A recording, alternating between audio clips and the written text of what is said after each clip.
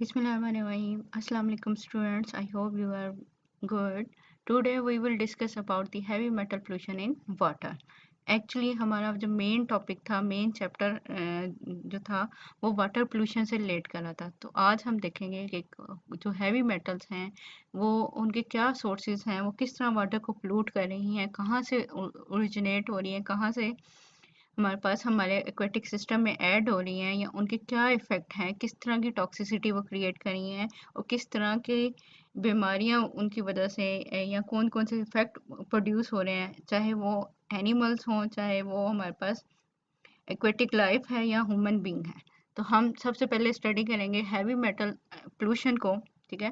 और जिसमें हमने एक टर्म यूज़ करें है ट्रेस एलिमेंट। आपको पता है ट्रेस एलिमेंट वो होते हैं जो कि बहुत कम अमाउंट में एटमॉस्फेयर में प्रेजेंट होते हैं, या चाहे वो हमारे एटमॉस्फेयर में प्रेजेंट है या फिर वो हमारे पास किसी भी सिस्टम के अंदर प्रेजेंट है, ठीक है।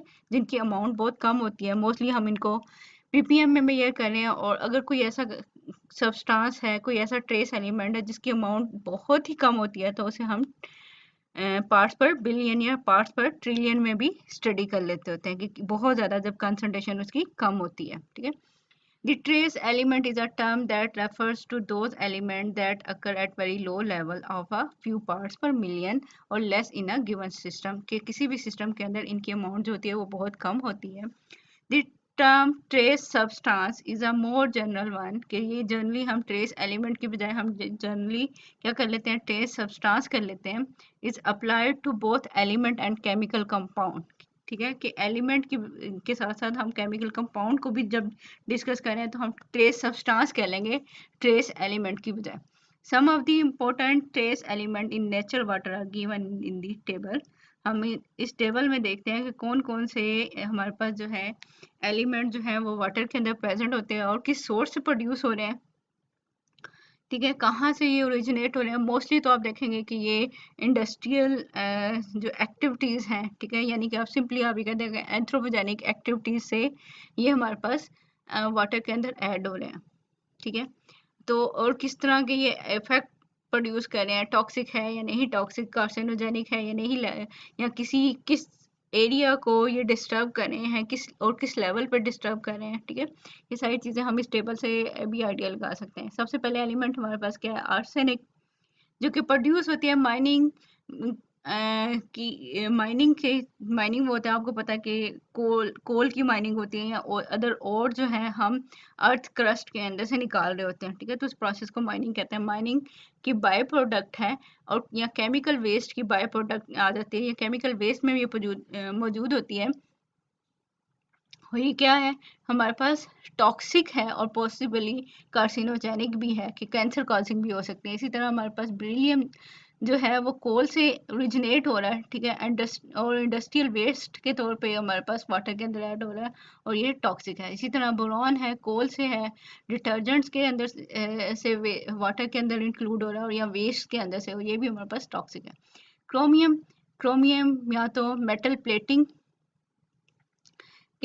से प्रोड्यूस हो रहा है, या आपको पता है लेदर का जो प्रोसेस होता है जिसे हम टैनिंग ऑफ लेदर कहते हैं, ठीक है।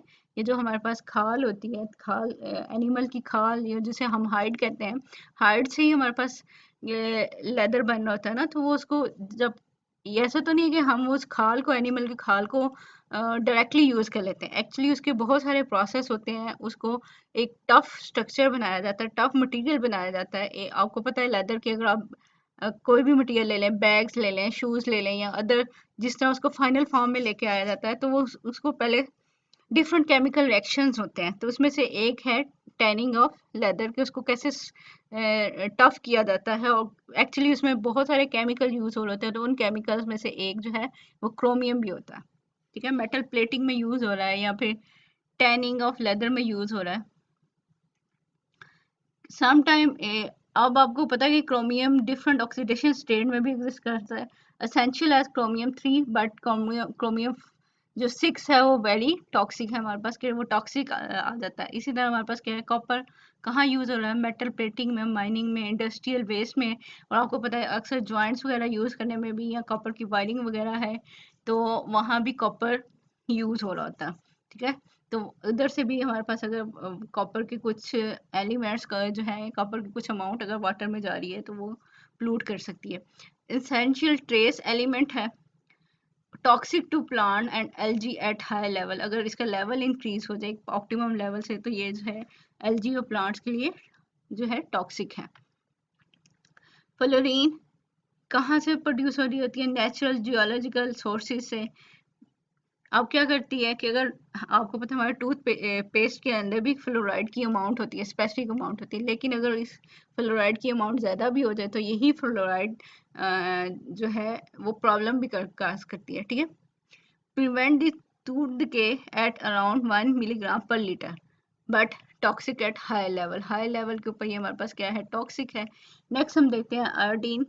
Industrial waste, natural brines and sea water जो है इंट्रोजन, यहाँ से हमारे पास ये प्रोड्यूस होती है कि सी वाटर के अंदर से ये जो है प्रोड्यूस होती है। और आपको पता है कि जो गाइटर्स हैं, मीन ये जो जिसे आप उर्दू में गिलर कहते हैं, मोस्टली ये उस बीमारी को प्रिवेंट करने के लिए आयोडीन यूज होती है। इसीलिए अक्सर आयोडाइज साल्ट यूज किया जाता है ताकि उसके अंदर आयोडीन की अमाउंट जो है ऐड की गई होती है। जैसे आपको पता है कि सोडियम क्लोराइड हमारे पास कॉमन टेबल साल्ट है, लेकिन आयोडाइज साल्ट जो होगा उसके अंदर आयोडीन भी ऐड है। किस तरह ऐड है कि मोस्टली इसके अंदर पोटाशियम आयोडाइड ऐड किया जाता है एडिशनली, ताकि वो हमारे पास ये जिन लोगों को गिलर की बीमारी होती है, गॉइटर की बीमारी होती है, तो उसको वो प्रिवेंट करती है।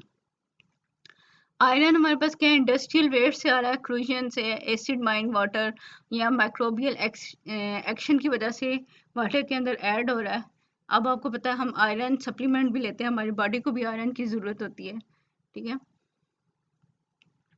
एसेंशियल न्यूट्रेंट है, डैमेजेस फिक्सचर बाय स्टेनिंग के जो स्टेनिंग डैमेजेस को जो है उसको ख़त्म भी कर रहा है। साथ साथ हमारे पास क्या है कि लेड कहाँ से आ रहा है? इंडस्ट्रियल वेस्ट से आ रहा है। इंडस्ट्रीज में बहुत ज़्यादा केमिकल के अंदर यूज़ होते हैं और माइनिंग फ्यूल से के अंदर से भी आ रहा है, टॉक्सिक है, harmful to wildlife. Manganese industrial waste से आ रहा है, एसिड माइन वाटर से आ रहा है, माइक्रोबियल एक्शन की वजह से प्रोड्यूस हो रहा है। Toxic to plant, damages fixture by the staining. इसी तरह हमारे पास मर्करी है, इंडस्ट्रियल वेस्ट से जो प्रोड्यूस हो रही है, माइनिंग सोर्स से आ रहा है। असेंशियल टू प्लांट्स की स्मॉल अमाउंट जो है वो असेंशियल हो सकती है, बट ये जो है टॉक्सिक टू एनिमल है। इसी तरह हमारे पास सेलेनियम है, नेचुरल सोर्सेज से प्रोड्यूस हो रही है, कोल से प्रोड्यूस हो रही है, essential at lower level, toxic at high level. ये हाई लेवल के ऊपर इसकी टॉक्सिसिटी ज़्यादा हो जाती है। जिंक इंडस्ट्रियल वेस्ट से प्रोड्यूस हो रहा है, मेटल की प्लेटिंग और प्लम्बिंग का जो होता है कि जहाँ जॉइंट्स आ रहे हैं, प्लम्बर जो काम कर रहे होते हैं, तो वहाँ से ये रिलीज हो सकती है। इसी तरह हमारे पास क्या है, नॉर्मली आपको पता है कि बहुत सारे एंजाइम जो है उनके साथ जिंक मेटल लगी होती है हमारी बॉडी के अंदर जो है, इसलिए क्या है ये हमारे पास हमारे लिए एसेंशियल एलिमेंट भी है।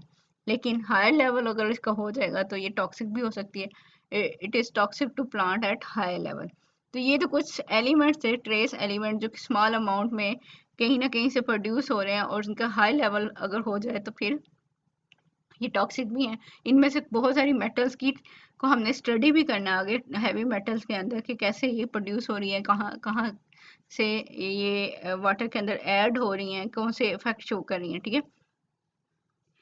अब आपको ये भी पता है कि वाटर पोल्यूशन के अंदर अगर ये हैवी मेटल या इनऑर्गेनिक मटेरियल आ भी रहे हैं तो ये कहाँ से आ रहे हैं? एक्चुअली मैन मेड एक्टिविटीज़ की वजह से आ रहे हैं, एंथ्रोपोजेनिक एक्टिविटीज़ की आ रहे हैं, की वजह से आ रहे हैं। कि जितनी ग्रोथ ज़्यादा होती जा रही है, उतनी जितनी पॉपुलेशन ज़्यादा होती जा रही है, उतना ही क्या है, इंडस्ट्रियलाइजेशन ज़्यादा हो रही है, इंडस्ट्रीज ज़्यादा बन रही है, ताकि हम जो है अपनी अवाम को, पूरी वर्ल्ड को जो है ज़्यादा से ज़्यादा फैसिलिटीज़ प्रोवाइड कर सकें।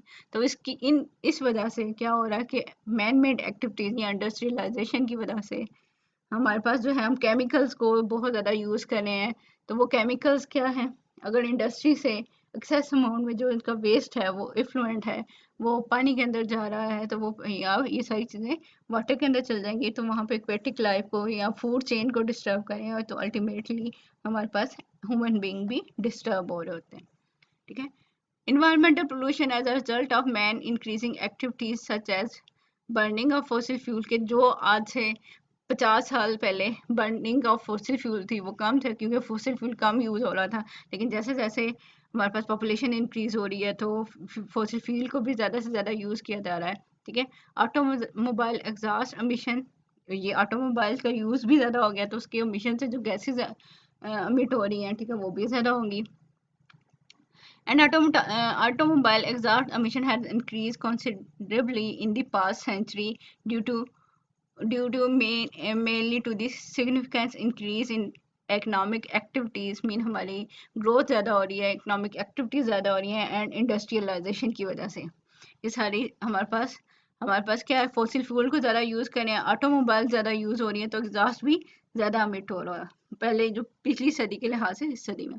Burning of the fossil fuel and petroleum industries activities have been identified as primary sources of atmospheric metallic burden leading to the environmental pollution, कि हमारे पास ये जो है पेट्रोलियम और फॉसिल फ्यूल की बर्निंग की वजह से हमारे पास जो है इन्वायरमेंटल पोल्यूशन के अंदर बहुत सारी हैवी मेटल या मेटेलिक एलिमेंट जो हैं वो हमारे इन्वायरमेंट में आ रहे हैं। ठीक है। मेन ये रीजंस हैं हमारे पास। Several studies have shown that heavy metals such as lead, cadmium, nickel, manganese and chromium amongst other are responsible for certain diseases, और उसकी वजह से बहुत सारी diseases भी cause हो रही हैं। Some of the heavy metal are amongst the most harmful of the element pollutants, कि ये हार्मफुल है and are of the particular concern because of their toxicity to human, कि कुछ ऐसी मेटल्स हम देखेंगे आगे, हम स्टडी भी करने लगे हैं कि वो हार्मफुल एलिमेंटल पोल्यूटेंट्स हैं, कि हार्मफुल पोल्यूटेंट्स हैं, और वो जो है ह्यूमन के अंदर भी बहुत सारी डिजीज काज कर रही हैं और बहुत सारी टॉक्सिसिटी भी ह्यूमन के अंदर काज कर रही हैं। These element are in general the transition metals हैं। आपको पता है ट्रांजिशन मेटल कौन सी है पीरियोडिक टेबल में, जो मेटल और नॉन मेटल के दरमियान में ट्रांजिशन मेटल आ रही है। And some of the representative elements हैं, कुछ जो हैं वो मेन एलिमेंट्स हैं, मेन मेटल या नॉन मेटल हो सकती हैं। ठीक है। जैसे राइट कॉर्नर में जो हमारे पास पीरियोडिक टेबल में एलिमेंट्स हैं उनमें lead, tin in the lower right hand corner of the periodic table. ठीक है। उधर से जो कुछ मेटल्स हो सकती हैं, heavy metal include essential elements such as iron as well as toxic element like cadmium and mercury. हमारे पास हैवी मेटल में से कौन कौन सी आ सकती है? आयरन हो सकती है, जो नॉर्मली हम इवन आयरन सप्लीमेंट भी हम ले रहे होते हैं, कि लेकिन ये क्या है कि अगर हमारे पास आयरन इंडस्ट्री से रिलीज हो रही है वाटर के अंदर तो प्रॉब्लम भी काज कर सकती है। टॉक्सिक मेटल्स हो सकती हैं लाइक कैडमियम, मर्करी हो सकती है। Most of them has a tremendous affinity for sulphur, के सल्फर के साथ ये रिएक्शन कर सकते हैं और disturb the enzyme function by forming bond with the surface group of the enzyme. अब ये क्या करती हैं कि अगर एंजाइम के साथ सल्फर लगा हुआ है, आपको पता है एंजाइम भी हमारे पास केमिकल सब्सटेंसेस होते हैं जो बायोलॉजिकल रिएक्शन को परफॉर्म कर रहे होते हैं। अब इस किसी एंजाइम के अंदर अगर सल्फर कंपाउंड मौजूद है, सल्फर मौजूद है, तो ये क्या करेंगे, अगर हमारी बॉडी में चलेगी तो क्या करेंगे कि सल्फर के साथ बॉन्ड बनाना शुरू कर देंगे, तो वहाँ एंजाइम की एक्टिविटी डिस्टर्ब होगी। एंजाइम की एक्टिविटी डिस्टर्ब हो रही है तो बहुत ज़्यादा प्रॉब्लम क्रिएट कर सकते हैं। तो जो पहली मेटल हम देख रहे हैं हैवी मेटल, ठीक है, वो है लेड।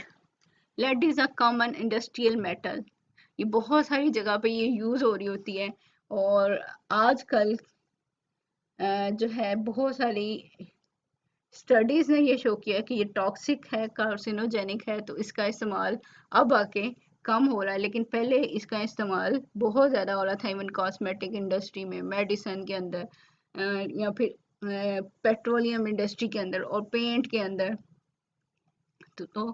तो जब ये इसके हार्मफुल इफेक्ट को देखा गया तो फिर हमें पता चला कि हमें लेड नहीं यूज़ करना चाहिए। तो अब आके लेड की अमाउंट जो है बहुत जगह पे कम हो रही है, लेकिन पहले इसकी अमाउंट जो थी वो बहुत ज़्यादा थी। ठीक है।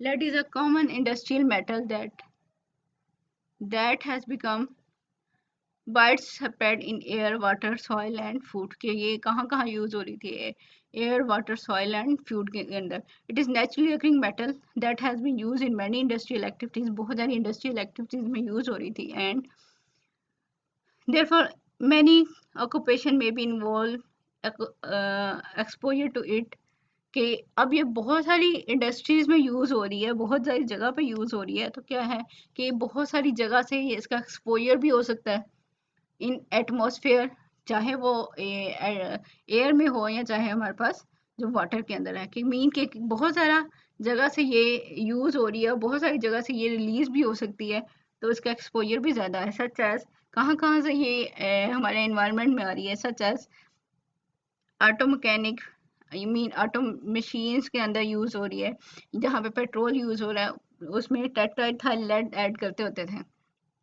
अगर आप लोगों को याद हो कि पेट्रोलियम की एफिशिएंसी को बढ़ाने के लिए तो वहाँ पे टेट्राइथाइल लेड यूज़ किया जाता है। पेंटिंग, प्रिंटिंग में यूज़ हो रहा है, वेल्डिंग में यूज़ हो रहा है, ठीक है, बहुत सारी इस तरह की अब अब आपने ये भी देखो कि जब आप पेंट खरीदने जाते हैं तो उसके ऊपर लिखा होता है लेड फ्री पेंट। वो इसलिए लिखा है कि पहले जो लेड था वो पेंट के अंदर हेविली यूज हो रहा था, लेड के कंपाउंड। तो वो क्या थे कि जब पता चला कि ये तो इसकी वजह से, पेंट की वजह से जो घर में पेंट किया जाता है या बिल्डिंग को पेंट किया जा रहा है, तो वो तो टॉक्सिक है, ठीक है। तो इसी तरह इसके एक्सपोजर जो है मैनी जगह से हो सकते हैं, वो मशीन्स के अंदर हो सकते हैं, प्रिंटिंग से हो सकते हैं, पेंटिंग में होते हैं, वेल्डिंग वगैरह में होते हैं। Putting the worker at a risk of potential high exposure, जिसकी वजह से जो वर्कर्स हैं जो यूज़ कर रहे हैं इनको, उनको हाई एक्सपोजर का रिस्क भी होता है, और उसकी वजह से क्या हो सकता है, उनके अंदर डिफरेंट टॉक्सिसिटी भी प्रोड्यूस कर सकती है। In the atmosphere lead exist primarily in the form of lead sulphate या लेड कार्बोनेट की फॉर्म में मोस्टली एग्जिस्ट कर रही होती है। Lead in paint and automobile exhaust are still recognised for its toxicity.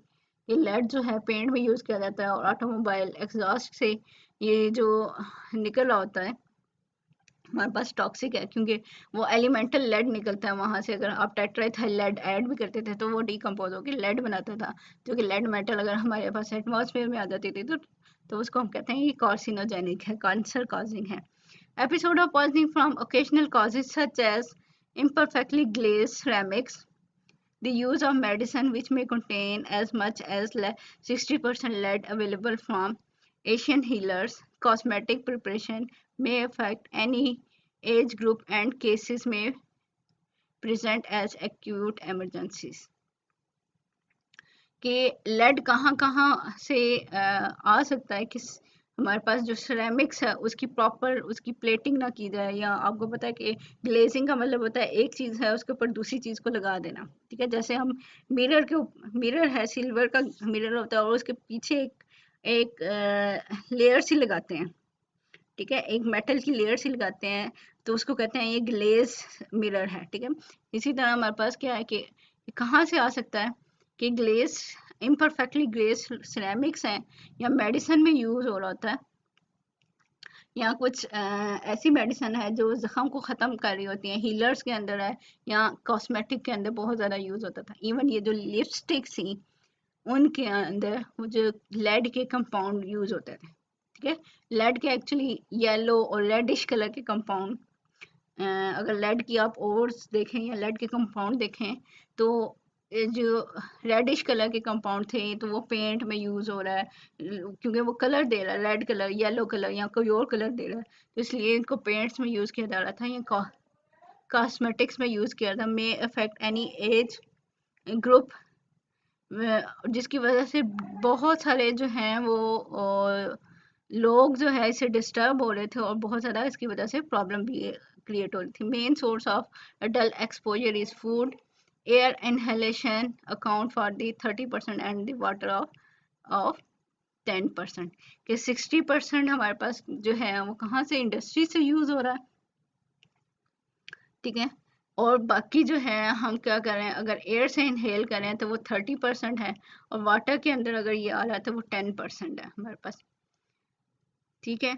Inorganic lead rising from a number of industrial and mining sources, जो inorganic lead हमारे पास है वो कहाँ से आ रहा है, इंडस्ट्री से आ रहा है या माइनिंग सोर्स से आ रहा है, in the water in the +2 oxidation state के अंदर है। आपको पता है लेड की +4 भी ऑक्सीडेशन स्टेट होती है और +2 भी होते हैं, तो मेनली ये हमारे पास क्या है, +2 ऑक्सीडेशन स्टेट से आ रहा है।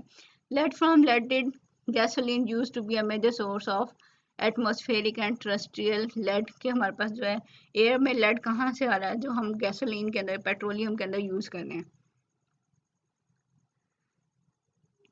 much of which eventually enter the natural water system, और मोस्टली जब ये environment में आ रहा है तो ये अगर रेन के साथ वापस आ रहा है तो ये हमारे पास अल्टीमेटली वाटर सिस्टम के अंदर ऐड हो जाएगा।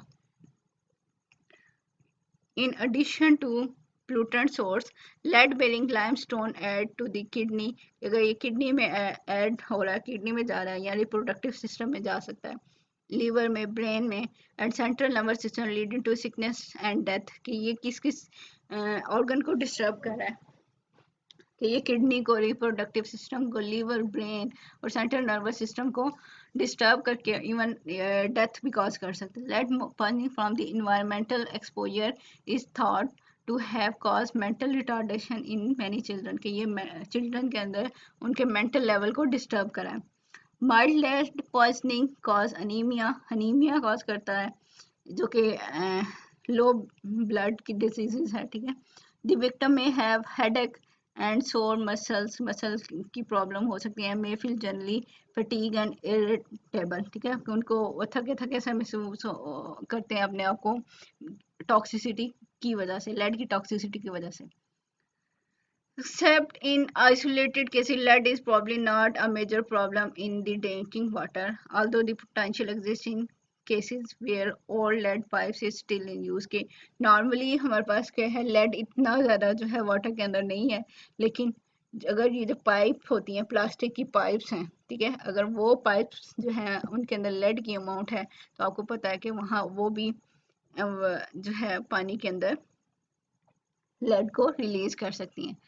Lead to be constituent of solder, के जो आयरन की सोल्डिंग की जाती है, मीन आयरन की जो मेल्टिंग की जा रही है उसको किसी भी फॉर्म में कन्वर्ट किया जा रहा है, मीन आयरन की जो इंडस्ट्रीज है, स्टील इंडस्ट्री हो, ये सारी इंडस्ट्रीज हैं, वहाँ पे यूज़ किया जा रहा है। And some point joint formulation, के जहाँ पे पाइप के जॉइंट्स बनते हैं वहाँ पे लेड यूज़ की जा रही है, so that household water does have some contact with the lead, कि अगर पाइप्स के अंदर है या आयरन की कोई मटेरियल है उसके अंदर लेड है तो वो वाट हाउस होल्ड वाटर, मीन हमारे घरों में भी जो पाइप्स वगैरह यूज हो रही हैं तो उनके अंदर भी कंटेमिनेशन कर सकता है।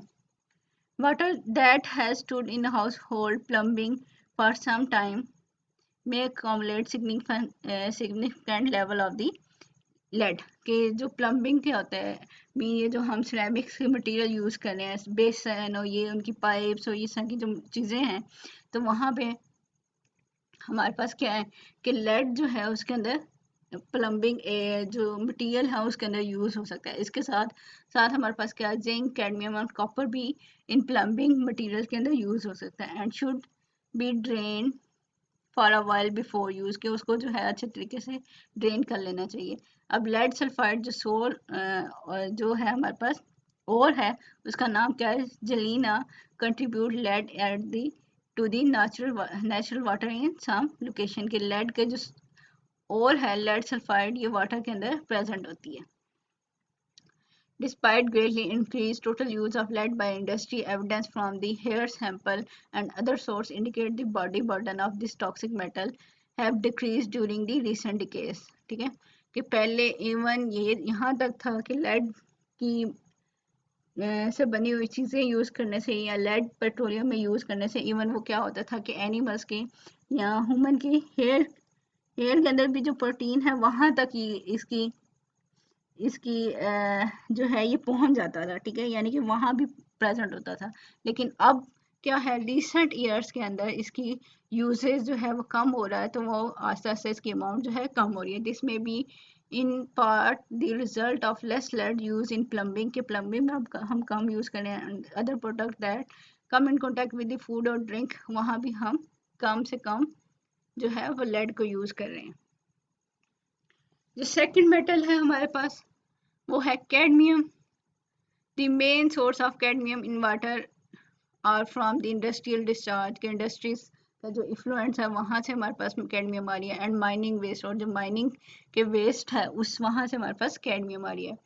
Cadmium is also use in metal plating में यूज हो रही है। Principal form of cadmium in air is cadmium oxide, ठीक है, कि ये एयर में कैडमियम ऑक्साइड के फॉर्म में प्रेजेंट होती है। और दो सम कैडमियम साल्ट के ज़्यादातर ये क्या है, कैडमियम ऑक्साइड की फॉर्म में है, या फिर कैडमियम की क्लोराइड या ब्रोमाइड वगैरह हमारे पास एयर में प्रेजेंट हो सकते हैं। Some cadmium salts such as cadmium chloride can enter the air especially during the incineration. Incineration क्या होती है कि हाई टेम्परेचर के ऊपर बर्निंग का जो प्रोसेस होता है वो उसके दौरान हमारे पास क्या है, अगर ये कैडमियम का कोई साल्ट है तो वो भी एयर में एंटर हो सकता है। Environmental discharge of cadmium due to the use of petroleum products, combustion of fossil fuel, petroleum or coal, and municipal refuse contribute to the airborne cadmium pollution। कि हमारे पास ये cadmium pollution कहाँ से आ रही है, कि ये जो हमारे पास वेस्ट होता है, जो म्यूनिसिपल वेस्ट है वहाँ से, या फॉसिल फ्यूल से आ रहा है, या हमारे पास जो है पेट्रोलियम की जो इंडस्ट्रीज हैं वहाँ से उसकी जो प्रोडक्ट्स हैं वहाँ से ये आ रहा है, and possibly introduce high concentration of this potential reproductive toxicant into the atmosphere. ठीक है, कि ये हमारे पास एनवायरनमेंट में हाई कंसंट्रेशन जो है इसकी यहाँ इन एरिया से प्रोड्यूस हो रही होती है। This may be particularly true for the Nigeria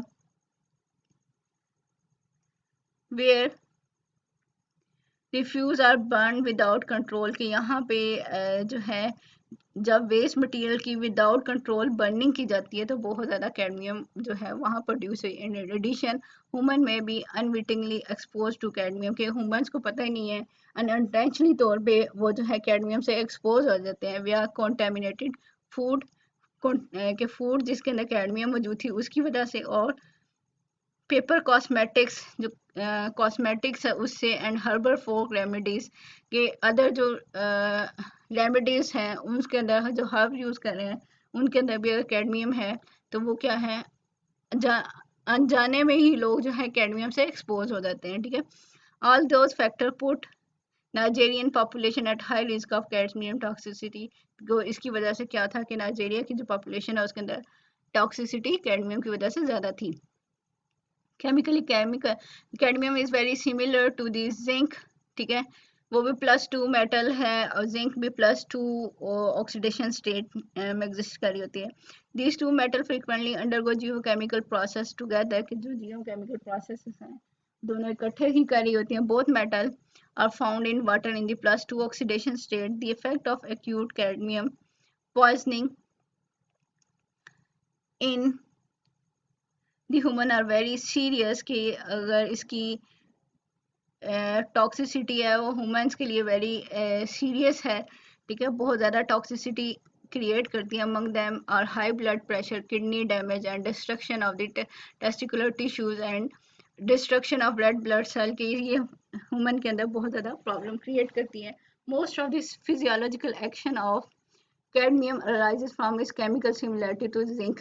अब ये क्योंकि सिमिलर है जिंक के, तो क्या होता है कि हमें पता है कि जिंक जो है एंजाइम्स के अंदर प्रेजेंट होती है, तो बॉडी के अंदर कैडमियम भी है, तो दोनों की ऑक्सीडेशन स्टेट सेम है, दोनों का मोड ऑफ एक्शन सेम है। तो क्या है, जहाँ पे लगना था जिंक ने तो वहाँ क्या हो गया, कैडमियम अगर लग जाए तो क्या होगा, एंजाइम की एक्टिविटी डिस्टर्ब हो जाएगी और जो है हमारे पास ये प्रॉब्लम क्रिएट करेगा। ठीक है, especially cadmium may replace zinc in some enzymes, thereby altering the stereostructure of the enzyme and impairing its catalytic activity। जो इसकी एक्टिविटी है उसको ये डिस्टर्ब कर देगा। ठीक है, डिजीज सिम्टम अल्टीमेटली रिजल्ट, जिसकी वजह से हमारे पास जो है कोई भी डिजीज हो सकती है उसकी सिम्टम्स नजर आना शुरू हो जाएंगे। Person who have cadmium containing plumbing consume contaminated drinking water, के जो प्लम्बिंग का काम कर रहे हैं या प्लम्बिंग के थ्रू जो पानी आ रहा है पाइप्स के थ्रू आ रहा है उसके अंदर अगर कंटामिनेटेड वाटर है उसको पी रहे हैं, या और ingest grain or vegetable grown in soil treated with the municipal sludge or phosphate fertilizer may have increased cadmium exposure। कि वो लोग जो कि ऐसे ग्रेन्स खा रहे हैं या ऐसी वेजिटेबल खा रहे हैं जो उनको ग्रो करने के लिए, एक तो क्या था कि जो म्यूनिसिपल स्लज है, यानी कि जैसे गंदा पानी होता है वो दिया जा रहा है, या फास्फेट की फर्टिलाइजर है, अगर वो दिया जाए तो उसके अंदर कैडमियम की अमाउंट ज़्यादा होती है, तो अल्टीमेटली ह्यूमन तक पहुंच जाती है कि अगर वो उस पानी से उगाई हुई फूड खा रहा है।